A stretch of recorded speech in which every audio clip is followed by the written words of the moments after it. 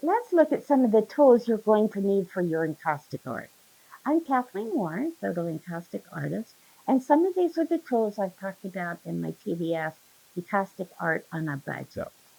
First of all, you're going to have to heat the wax because we deal with hot wax with encaustic wax. I like to use a griddle. This is the small one I use in this workspace, and I don't put the wax directly in here, but have it in a container. I use a larger pancake griddle in my main studio. The important thing is to have adjustable temperature. So this dial turns.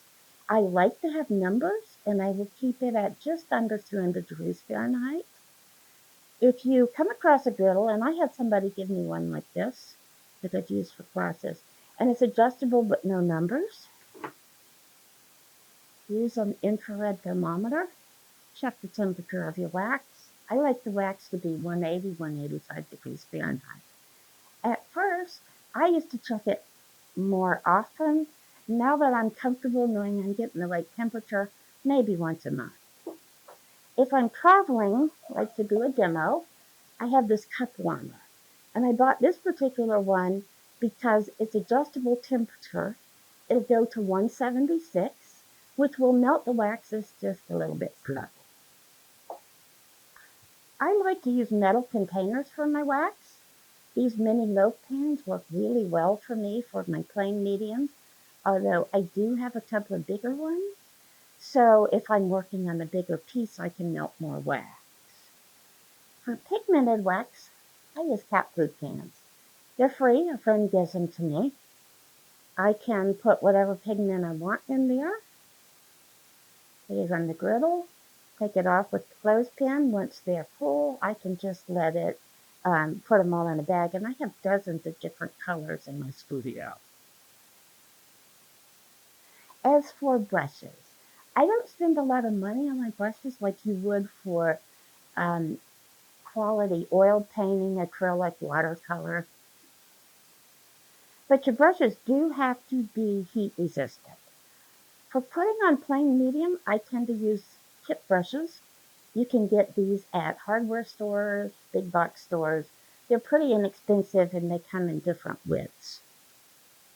I don't spend a lot on my other brushes. Once a wax brush, always a wax brush.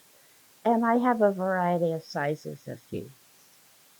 You can buy hockey brushes that work really well with encaustic, but make sure you buy the more expensive quality ones.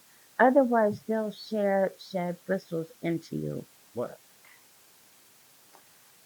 Once you have the wax on there, you're going to have to fuse it. By fusing, we mean you melt or partially melt the top layer so it goes down into the layer underneath it. I usually use a heat gun. I like this particular one, adjustable temperature, and I do have it turned up pretty hot because I'll be a distance from the wax so I'm not overheating it. And it has 2 speeds.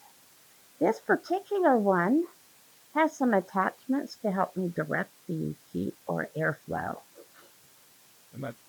Sometimes I use this craft heat gun. It also has 2 speeds. It won't cover much area like the other one does, but it can be very useful, maybe a little safer because the metal's enclosed in plastic. Many encaustic artists like to use the butane torch. It's a kitchen butane torch, and yeah, you're going to have fire coming out, so you need to learn how to use it.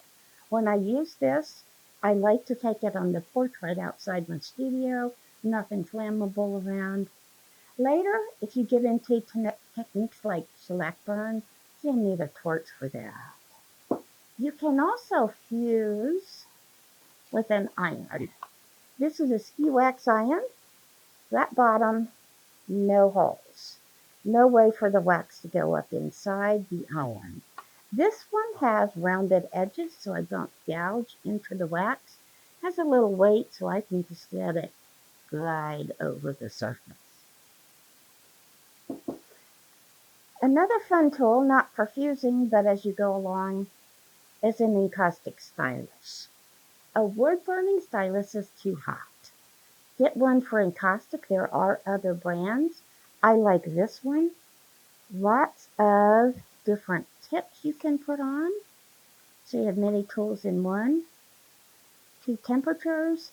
You can create texture. You can fuse small areas. You can use the pen tool to make lines. All sorts of possibilities with the stylus tool. For non-electric tools, I like to buy clay working tools. But I was told as I started Encaustic, I would need to scrape a lot. And I didn't quite believe it till I was going along with it. It's not necessarily because of mistakes, but to reveal and make texture. This is a larger scraper. I actually don't use it very much. I like the small clay tool scrapers because I can control that a little bit better. And then something pointy. If you get a piece of dirt that falls in the wax, just scoop it out, no damage done. Wired brush. I also put some tongs around. I got these at a thrift store for a dime for like 3 of them. Maybe some tweezers. Kitchen spoon. And it's now a wax spoon. Scissors are helpful as you're preparing other things. So there's a variety of tools here. And if you're like me, I like tools. And so I have a whole bunch of these around. So use your tools. Start making your encaustic wax.